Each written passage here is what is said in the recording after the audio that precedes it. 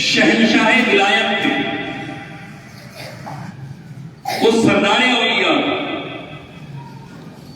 ان کو جو کمال، جو خوبیاں، جو مقام، جو مرتبہ، جو وہ ایک سردار کی حیثیت سے سرکار غوث اعظم رضی اللہ تعالیٰ عنہ کی ملی تھی۔ غوث اعظم رضی اللہ تعالیٰ عنہ کی سیرت کا مطالعہ کیا جائے تو ہمیں پتا چلے گا کہ بچپن میں ہی غوث اعظم رضی اللہ تعالیٰ عنہ نے اپنے گھر کو چھوڑ دیا۔ چھوڑا کس لیے تھا؟ چھوڑا اس لیے تھا تاکہ رسول کریم صلی اللہ علیہ وسلم کا علم جو کائنات میں پھیلا ہوا ہے اسے حاصل کیا جائے۔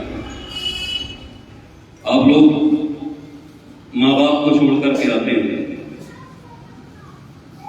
اپنے پیاروں کو چھوڑ کر کے آتے ہیں، بچپن کا زمانہ ہوتا ہے، شعور کی منزلیں بہت دور ہوتی ہیں، ابھی آپ مدارس میں آ کر کے رہ جاتے ہیں، اپنے ہاتھوں سے آپ کو کپڑے دھونے پڑتے ہیں، اپنے ہاتھوں سے آپ کو اپنا کھانا بنانا پڑتا ہے، اپنا سارا کام کہ اگر گھر پر ہوتے تو ہمارے ماں باپ کرتے، اگر ہم گھر پر ہوتے تو ساری مشکلات، ساری پریشانیاں ہمارے ماں باپ اٹھاتے، ہم آرام سے۔ لیکن میرے بچوں یہ دیکھو آپ کہ صرف آپ اپنے گھروں کو چھوڑ کر کے نہیں آتے، صرف آپ ہی وہ لوگ نہیں ہیں جو اپنے پیاروں کی محبت کو چھوڑ کر کے آ جاتے ہیں، بلکہ اگر بزرگوں کو دیکھیں، سرکار غوث اعظم کی سیرت کو دیکھیں تو مختصر سی عمر ہے 7-8 سال کی، اس عمر میں سرکار غوث اعظم نے گھر چھوڑ دیا۔ کوئی پرسان حال نہیں ہے، کوئی دیکھنے والا نہیں ہے، کوئی کفیل نہیں ہے، کوئی مدد کرنے والا نہیں۔ مدد کرنے والی ذات اگر کسی کی ہے تو وہ اللہ کی ذات ہے، حمایت کرنے والی ذات اگر کسی کی ہے تو اللہ کی ہے، راستے دکھانے والی ذات اگر کسی کی ہے تو وہ اللہ کی ذات ہے۔ غوث اعظم رضی اللہ تعالیٰ عنہ نے بچپن میں اپنے گھر چھوڑا علم دین حاصل کرنے کے لیے، اور راہ علم پر چل پڑے۔ کتنی مشقتیں، کتنی پریشانیاں، کتنی مصیبتیں آپ نے برداشت کی۔ ایک جگہ ارشاد فرماتے ہیں، ایک جگہ غوث اعظم ارشاد فرماتے ہیں، خدا کی قسم جو مصیبتیں، جو تکلیفیں، جو پریشانیاں، جو رنج و الم میرے اوپر ٹوٹے ہیں، اگر پہاڑ پر نازل کر دیے جاتے ریزہ ریزہ ہو جائے۔ لیکن پھر ایک نسخہ مصیبتوں سے نکلنے کا سرکار غوث اعظم رضی اللہ تعالیٰ عنہ نے قوم کو عطا فرمایا۔ فرماتے ہیں کہ جب اس پر مصیبتیں ناقابل برداشت ہو جایا کرتی تھیں، جب مصیبتیں اتنی زیادہ ہو جایا کرتی تھیں جو میں برداشت نہیں کر پاتا تھا، تو پھر میں یہ کیا کرتا تھا کہ زمین پر لیٹ جایا کرتا، اور زمین پر لیٹنے کے بعد قرآن پاک کی ایک آیت تلاوت کیا کرتا تھا، فَإِنَّ مَعَ الْعُسْرِ يُسْرًا، إِنَّ مَعَ الْعُسْرِ يُسْرًا، بے شک ہر پریشانی کے بعد آسانی ہے، ہر پریشانی کے بعد آسانی ہے۔ خدا کی قسم سرکار غوث اعظم فرماتے ہیں کہ جب میں اس آیت کو تلاوت کرنے کے بعد اپنا سر اٹھایا کرتا تھا تو رب کریم کی رحمتوں کے صدقے میری ساری پریشانیاں ختم ہو چکی ہوتی، کوئی ایک پریشانی نہیں رہا کرتی تھی۔ وہ اس آیت کو تلاوت کرنے سے پہلے جو مصائب ہوتے تھے، جو کلفتیں ہوتی تھی، جو رنج و الم ہوا کرتا تھا، جو غم ہوا کرتا تھا، جو سینے پر بوجھ ہوا کرتا تھا، اس آیت کی تلاوت کے بعد وہ ساری کے ساری ختم ہو جائے گا۔ پریشانیاں تو آتی ہیں، علم کی راہ آسان نہیں ہے، لوگ علم دین کو مذاق سمجھ لیتے ہیں، علماء دین کو مذاق سمجھ لیتے ہیں، ارے یار یہ کام یہ تو فری میں کریں گے، ان کا تو کام فری میں کرنا، ہمیں دین کے لیے بھی پیسے لے رہے ہو، ہمیں دین کے لیے بھی تمہیں پیسے چاہیے، نکاح پڑھانے کے لیے قاری صاحب نبیل قاری ناصر چلے جائے، نکاح والا سب سے پہلے یہ پوچھے گا پیسے لیں گے نہیں لیں گے، رات کو 1-1 لاکھ کا ڈی جے بجا ڈالے گا، مولانا صاحب سے پوچھے گا پیسے لوگے کیا، اور اگر نکال بھی دیے نا تو 205 میں نکالتا ہے، تو یہ رکھیں گے۔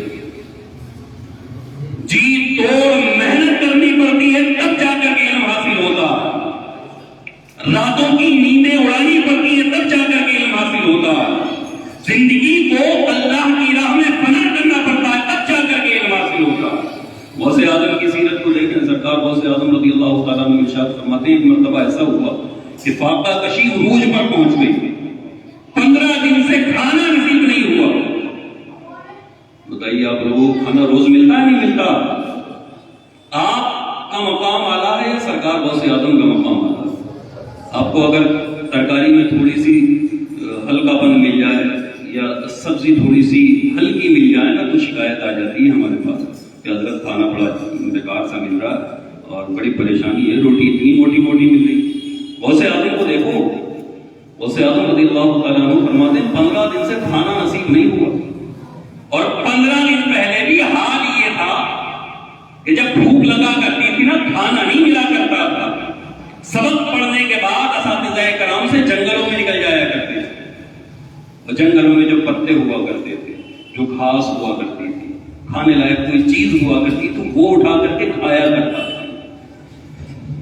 ارے جس کا صدقہ پوری کائنات کھائے، جس کے صدقے میں ہم قادری کہلائے، جس کے ہاتھ پر بیعت کر کے ہم نے جنت کا راستہ چنا، اس ذات کا حال یہ ہے کہ فرماتے ہیں جنگلوں میں نکل جائے گا، جنگلوں میں، اور وہ جو پتے ہوا کرتے تھے نا، پتے جو گھاس ہوا کرتی تھی کھانے لائق، اسے کھا لیا کرتا تھا۔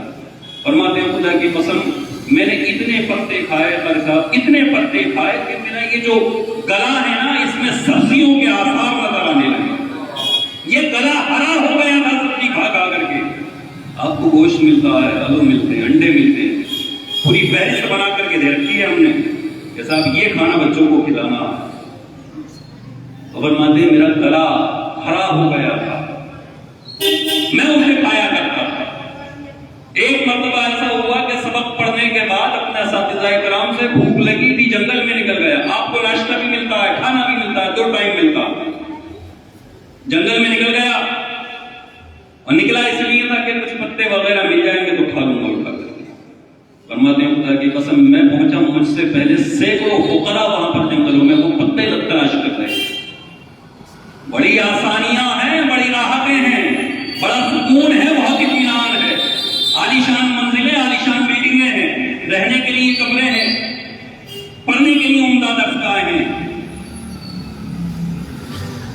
فرماتے ہیں وہاں پہنچا، جانے کے بعد دیکھا کہ سارے فقیر موجود ہیں اور پتے تلاش کر رہے ہیں، انہیں کھانے کے لیے پتے حاصل نہیں ہو پا رہے ہیں۔ مجھے شرم آئی، میں وہاں سے نکل گیا، ایک مسجد میں پہنچا۔ مسجد میں پہنچنے کے بعد بھوک اتنی شدت کی تھی کہ پیٹ کی آنتوں سے الجوڑ کی آواز آ رہی، بھوک پیٹ کی آنتوں سے آواز نکل رہی۔ قوت برداشت نے جواب دے چکی ہے، برداشت نہیں ہو پا رہی ہے۔ فرماتے ہیں اللہ اکبر، پڑھ کر کے آنسو آ جاتے ہیں بس کیسے ہمارے بزرگوں نے علم حاصل کیا۔ فرماتے ہیں مسجد میں جا کر کے کنکریاں پڑی ہوئی تھی، ان کنکریوں پر لیٹ گیا۔ ایک اجمی شخص آیا، اس کے پاس روٹیاں تھیں، گوشت تھا، اور وہ بیٹھ کر کے وہاں پر کھانے لگا۔ جب کوئی بھوکا ہوتا ہے نا تو بھوک کی قدر و قیمت، کھانے کی قدر و قیمت کیا ہے وہ بھوکا بتا سکتا۔ فرماتے میں اسے دیکھ رہا، اس نے لقمہ اٹھایا اپنے منہ میں ڈالنے کے لیے، تو لقمہ اس کے ہاتھ میں تھا، بھوک کی بنیاد پر منہ میرا کھل گیا۔ وہ لقمے اپنے پیٹ میں ڈال رہا ہے اور ہر لقمے پر میرا منہ کھل رہا ہے، اتنی شدت کی بھوک لگی۔ اس غریب نے میری طرف دیکھا، دیکھنے کے بعد مجھ سے کہنے لگا کہ بھائی آپ بھی آ جائیں اور کھانا کھا لیں۔ غوث اعظم کی غیرت کہاں گوارا کر سکتی تھی؟ ان کے پاس وہ جو آیا کرتا تھا نا وہ بھی لٹا دیا کرتے تھے۔ میرے پاس کھانا اٹھا کر کے لے آیا اور مجھ سے کہنے لگا کہ آپ بھی کھا لیجیے۔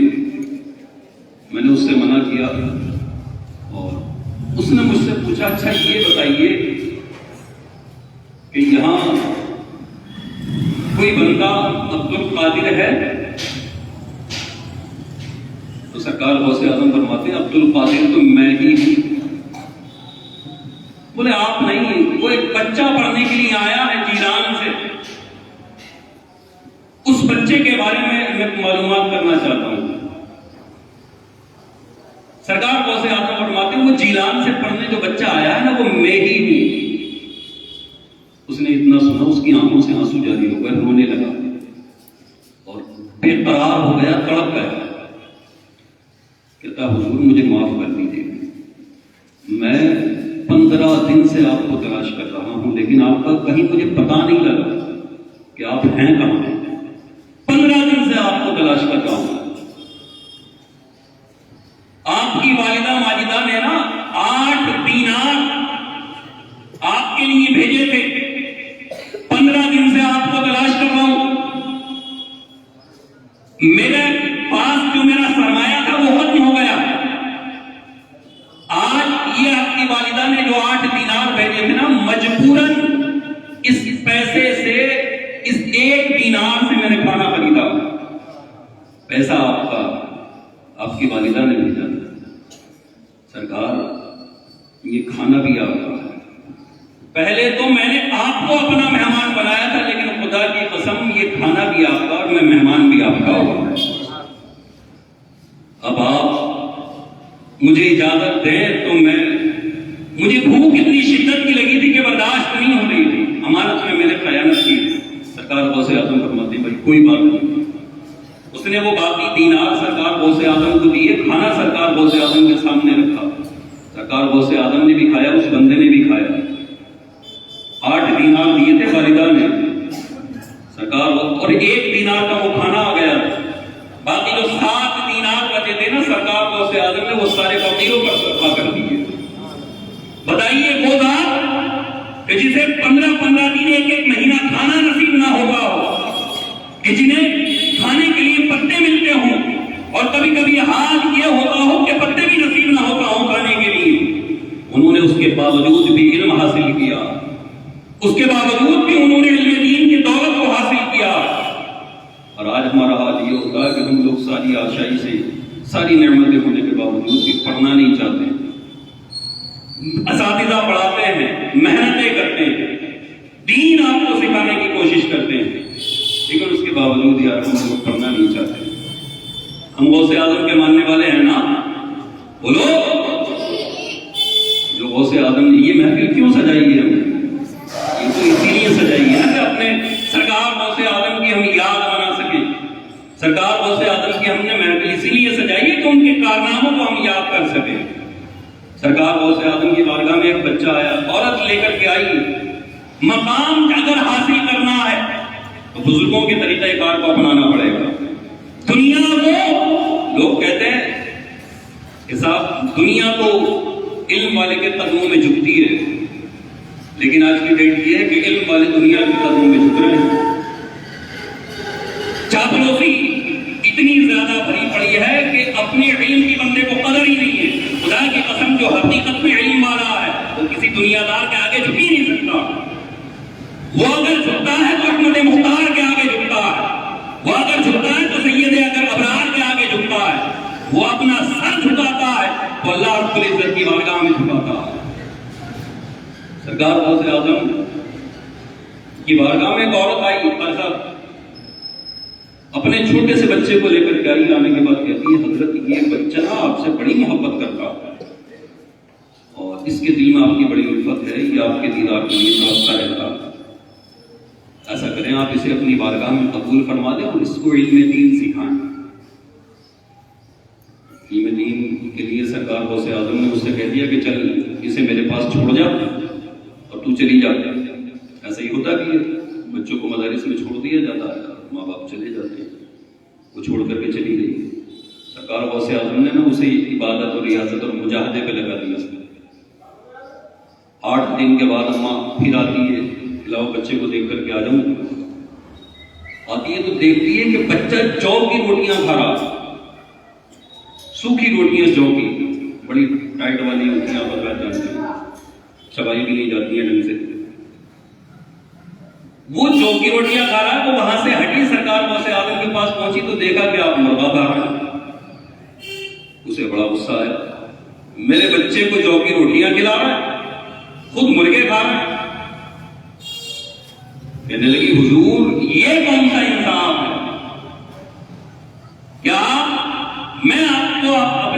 آپ کے پاس اپنے بچے کو چھوڑ کر اس لیے گئی کہ میرے بچے کو آپ کچھ سکھائیں، اسے پڑھائیں، عبادت اور ریاضت سکھائیں، آپ اسے جو کی روٹیاں کھلا رہے ہیں۔ بنا چھنا ہوا آٹا ہوتا تھا پہلے، چھلنی ہے تو ہوتی نہیں ہے نا، بنا چھنا ہوا آٹا سرکار نے حدیث پاک میں اس کی فضیلت بیان فرمائی، بھوسی والے آٹے، آدمی بھوسی والا آٹا کھائے کبھی پیٹ خراب نہیں ہو سکتا۔ آج کل تو اتنا پیور آٹا بالکل چھنا ہوا وائٹ قسم کا، اس میں بھوسی تو بھوسی، بھوسی کا نام و نشان نہیں ہوتا، وہ کھایا جاتا۔ سرکار آپ مرغے کھا رہے ہیں، میرے بچے کو جو کی روٹیاں کھلا رہے ہیں۔ اسے آدم نے اتنا سنا جلال آ گیا، سامنے مرغے کی ہڈیاں پڑی ہوئی تھی، ان مرغے کی ہڈیوں پر ہاتھ پھیر کر فرمایا قم باذن اللہ یحیی العظام والرمیم، اللہ کے حکم سے کھڑی ہو جا، جو اللہ ہڈیوں کو زندہ فرما دیتا۔ سرکار غوث اعظم نے فرمایا کہ مرغا صحیح سلامت زندہ ہو کر کے کھڑا ہو، ہڈیوں پر ہاتھ پھیرا، زندہ کر دیا۔ ارشاد فرمایا جب تیرا بیٹا اس مقام پر پہنچ جائے گا تو جو چاہے گا وہ کھائے گا۔ بیٹے آپ تو مرغے لپیٹ رہے ہو ابھی سے،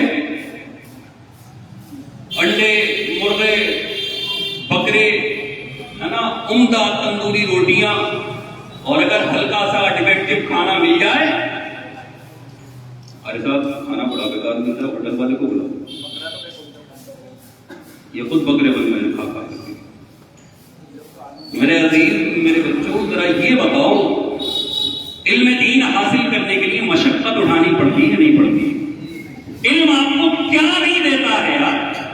دنیا کی دولت، اور یہ حقیقت ہے آج بھی لوگ جو علم والے ہیں، جن کو اللہ رب العزت نے مقام اور مرتبہ عطا فرمایا، دنیا ان کے قدموں میں جھکتی نظر آتی ہے، دنیا ان کے آگے پیچھے نظر آتی ہے، وہ دنیا کے پیچھے نہیں جاتے ہیں، اپنے اندر وہ کوالٹی پیدا کریں، وہ تعلیم پیدا کریں، وہ صلاحیتیں پیدا کریں کہ غوث اعظم کے نقش قدم پر چل سکے۔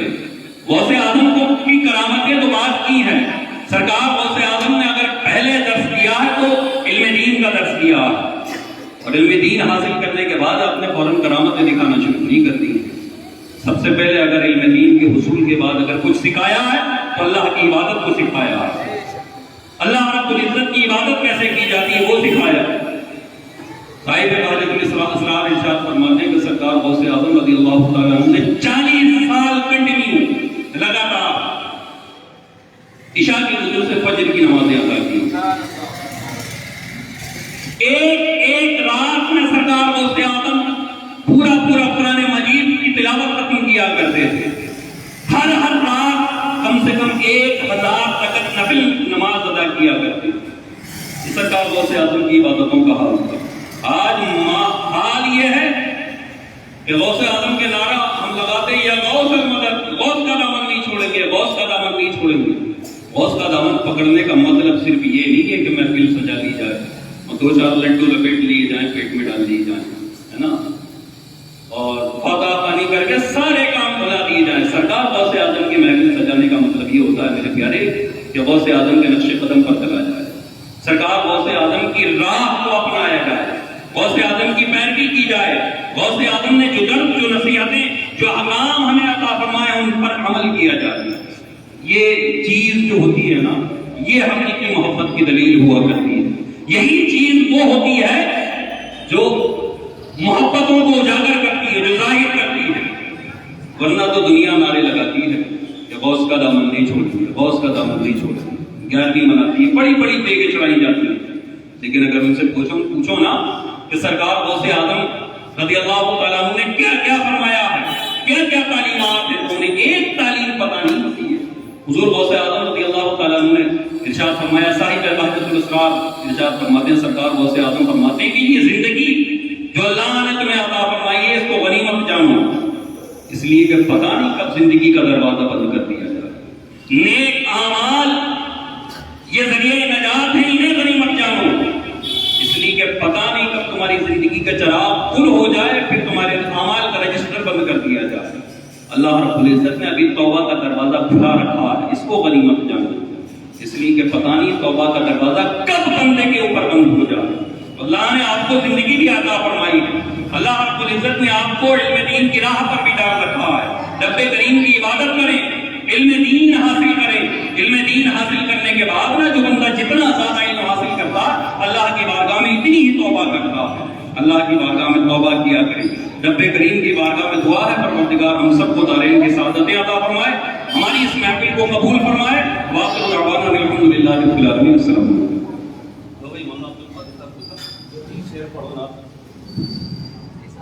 ہاں آ رہے ہیں صاحب, آپ نہ پڑھو. تگڑی ہے ماشاء اللہ.